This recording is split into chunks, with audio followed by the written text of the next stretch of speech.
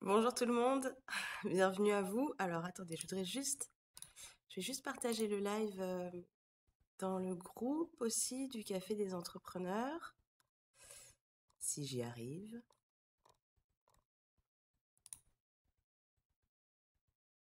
Hop,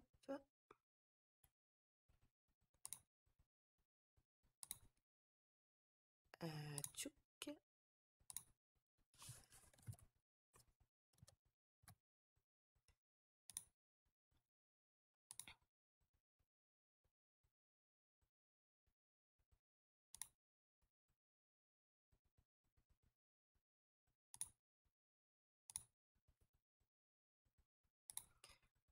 J'arrive.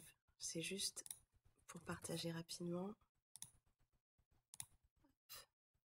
Voilà. Alors, bah, écoutez, bonjour à tous, que vous arriviez comme ça au fur et à mesure ou que vous regardiez cette vidéo en replay. J'espère que vous allez bien. C'était pas prévu ce replay, mais en fait, je voulais partager avec vous ce que j'ai vécu, en tout cas différents emails que j'ai reçus de la part d'une créatrice de site web qui est américaine et en fait je pense que son parcours peut peut-être vous donner des pistes, surtout si vous n'êtes pas à l'aise par rapport à tout ce qui est tarif et offre. Donc je vous explique rapidement en fait.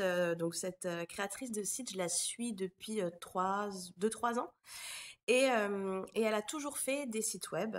C'est sa spécialité, site web et identité visuelle. Et ça marchait plutôt bien a priori. Pour vous donner un ordre d'idée des prix qu'elle pratiquait pour la création d'un site web, donc vraiment dans son ensemble de A à Z, elle était aux alentours de 6 000 $.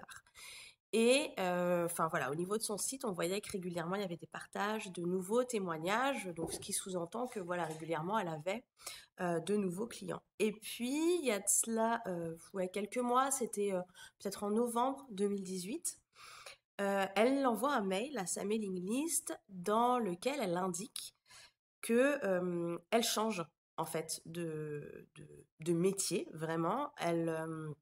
Elle change de thématique par rapport à son blog.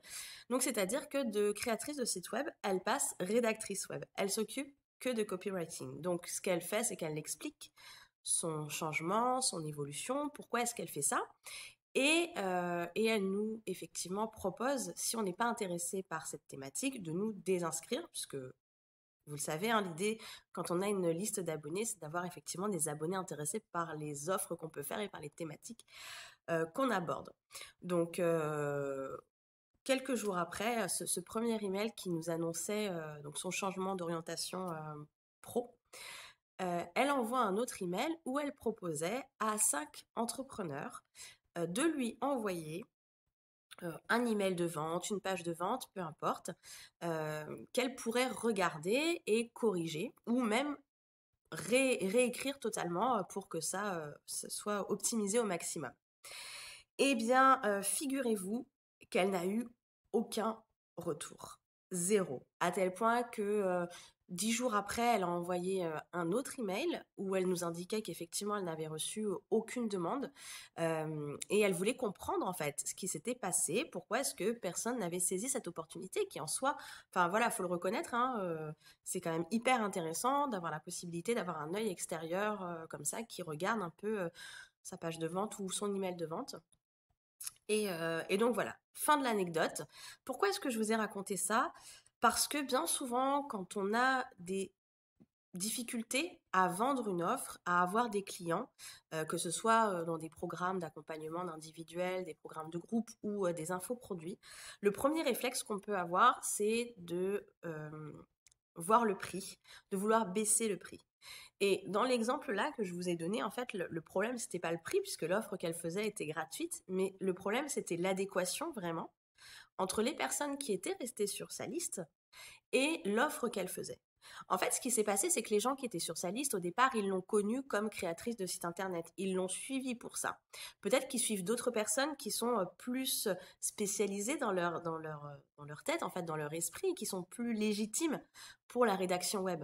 Donc, ce qui se passe, c'est que quand on change comme ça de métier, d'offre, bah, il n'y a pas que l'offre, en fait, qu'il faut changer, mais il faut un temps d'adaptation pour pouvoir se constituer, se reconstituer une communauté engagée et surtout intéressée par ce qu'on propose. Donc je dis pas que les gens qui sont restés sur sa mailing list ne sont pas intéressés par l'offre qu'elle va faire. Simplement, ils ne sont pas encore intéressés maintenant. Ils savent pas trop comment elle procède là-dessus. Ils savent pas trop quel résultat elle permet d'obtenir. C'est l'inconnu. Même s'ils la connaissaient avant, même s'ils ils ont une idée de sa personnalité, de son sérieux dans son travail, pour cette nouvelle offre, voilà, c'est nouveau, il faut s'y faire. Donc ça, c'était le premier truc que je voulais voir avec vous, et ça a fait ressurgir une phrase qu'on entend beaucoup, que j'ai beaucoup entendue durant mes études de marketing et commercial. C'était qu'une vente réussie, c'était diffuser en fait le bon message auprès des bonnes personnes au bon moment. Et typiquement là, elle n'a pas réussi à le faire parce que pour moi, les personnes qui étaient là, c'était pas forcément les bonnes personnes, et surtout les problématiques qu'elles rencontrent et pour lesquelles elles ont décidé de suivre à la base cette créatrice de site internet, c'était pour des problèmes de création de site internet, c'était pour améliorer leur site. Et ils n'étaient pas forcément intéressés pour l'instant la rédaction web. Donc en fait, comme je vous disais, hein, quand il y a une offre qui ne fonctionne pas, le premier réflexe qu'on a, c'est de baisser le prix, et peut-être qu'il y a d'autres pistes à explorer, et notamment le fait que cette offre qu'on propose soit vraiment en adéquation avec les attentes, les besoins de notre cible.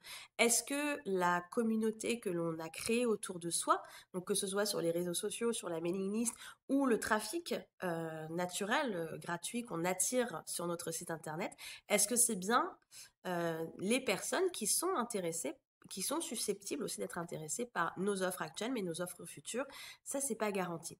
Et c'est pour ça que c'est hyper important, j'en reviens encore à ça, de toujours jeter un œil à ces fondamentaux, à cette base solide qu'on a créée au tout début pour notre entreprise, pour voir si c'est toujours en accord avec ce qu'on fait et avec ce qu'on veut faire. Donc ça, c'est hyper important. Alors, ne vous méprenez pas, hein, je ne veux pas dire que parfois c'est pas un ajustement de prix qu'il faut faire ou un ajustement d'offre. Parfois ça peut être le cas parce que le prix qu'on a choisi envoie un mauvais message, soit le message que c'est un peu cheap, soit le message que ça les vaut pas. Donc voilà, il y a quand même un ajustement peut-être à faire, mais je pense que ça vient en second temps. Si jamais une fois que vous avez fait d'autres modifs, et notamment essayer de bien comprendre les besoins de votre cible, ça n'a rien donné. Dans ces cas-là, peut-être qu'il y a autre chose à faire. Mais voilà, je trouvais que cette anecdote, cette histoire, ce parcours, en fait, était vraiment très flagrant du fait que le prix ne fait pas tout, et que même quand vous avez des offres gratuites, ça ne garantit pas le succès. D'ailleurs, on le voit aussi avec certains cadeaux gratuits pour les opt-in que vous pouvez proposer et qui parfois ne rencontrent pas non plus le succès espéré. Donc voilà, c'est juste un problème d'adéquation entre ce que vous proposez et les attentes des personnes que vous attirez à vous. Voilà, écoutez, j'espère que cette illustration vous aura été utile. Si vous avez des questions, n'hésitez pas à me les poser, je vous répondrai. D'ici là, écoutez, passez une très belle journée. Et je vous dis à bientôt. Bye bye.